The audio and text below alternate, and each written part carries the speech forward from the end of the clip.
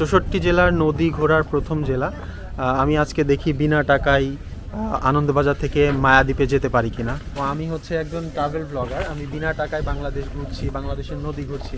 আমি কি আজকে মায়াদ্বীপ পর্যন্ত লিফট পেতে পারি আপনার নৌকায়? একদম ফ্রি নিব আপনারে। থ্যাংক ইউ সো মাচ মামা। আপনার নাম? মোহাম্মদ রুবেল। সুপ্রিয় দর্শক, আমি বিনা টাকায় লিফট পেয়ে গেছি।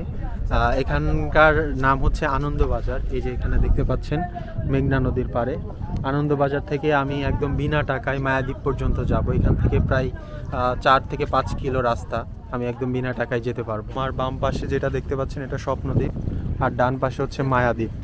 স্বপ্নদ্বীপে কিছু মানুষজন নেমে গেল, আমরা দেখতে পেলাম।